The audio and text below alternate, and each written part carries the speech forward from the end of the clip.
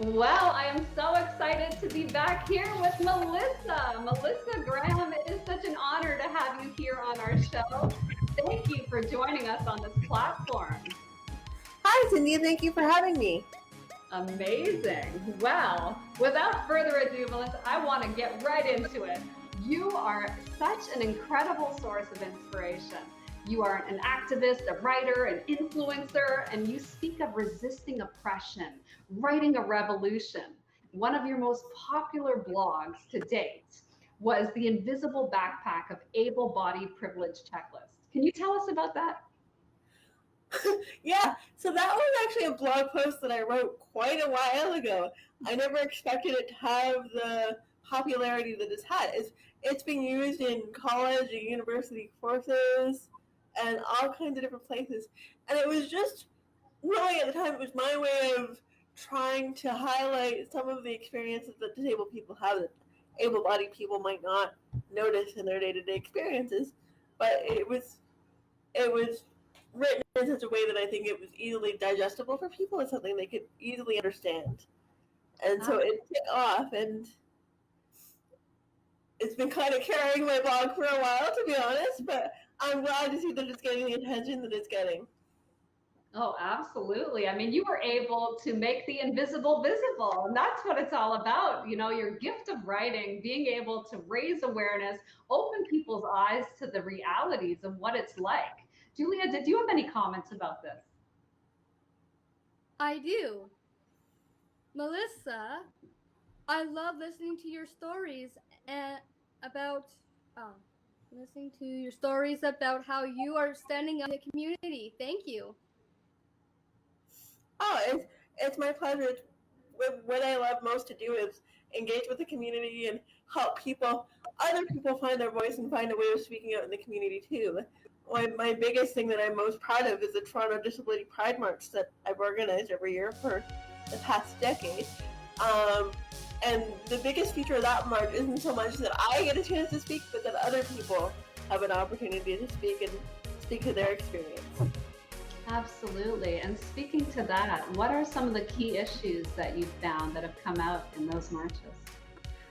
Well, to be honest, it's the same issues that come up every year, but it's important to keep highlighting those issues. Issues of housing. There's a huge lack of accessible housing still. Um, Social assistance wages being low.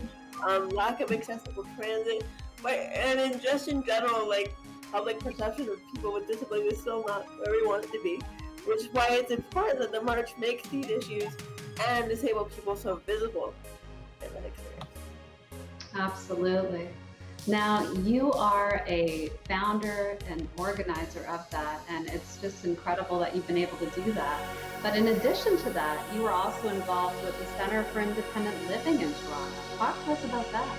Yeah, so I'm the community facilitator for the direct funding program in Toronto. We provide funds to people with physical disabilities to hire and manage their own attendance services. But that's really, really separate from my activist work. Absolutely. And you did talk about reclaiming grief in your Instagram, something that you've had to overcome some tremendous hurdles in your own life.